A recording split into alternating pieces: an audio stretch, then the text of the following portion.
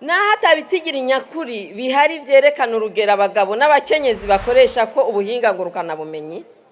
Ivy'amaso atwereka nuko abakenyezi bakoresha ubwo buhinga bari kurushi, na cane cane hagati mu gihugu ari naho haba abakenyezi benshi.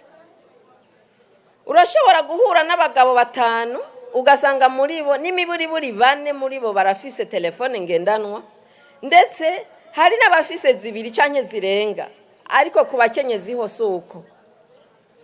Abakenyezi birimizi benshi nta gatelefone batunze, niyo hagize uzibafashisha ntibiborohera kuronka amahera yo kugura utuyinite, cyane umucanwa ubaheranye ntivyoroshe kurenga imirambi aja kurondera aho acomeka agatelefone ngo kajemwe umuriro, ahanini kubera baba bafatiriwe na twadukorwa twinshi two mu rugo. Aho rero nitwokwirengagiza ko benshi muri bo batazi gusoma no kwandika, aho usanga batamenya ko n'ubutumwa baronse bwoba bujanywe n'uwabarungikiye udufaranga canke ari ubutumwa busanzwe. Nk'uko icivugo c'uno mwaka kibivuga, dusavye indongozi zose duhereye kuri leta y'u Burundi yo muvyeyi wacu kugira ico zikoze kugira ngo ikoreshwa ry'ubuhinga ngurukana bumenyi rikoreshwe ku nyungu ya bose, umukenyezi adasigaye inyuma.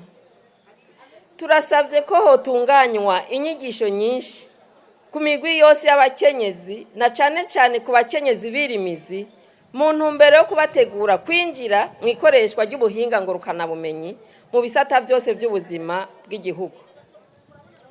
Icyo twifuza nuko ikoreshwa ry'ubuhinga ngurukana bumenyi mu rudandazwa, mu mashuri, mu burimyi no mu bindi bisata tutarinze kudondagura, ryoza rituma ibitigiri by'abakenyezi n'abigeme bakorera muri ivyo bisata vyiyongera bimwe biboneka.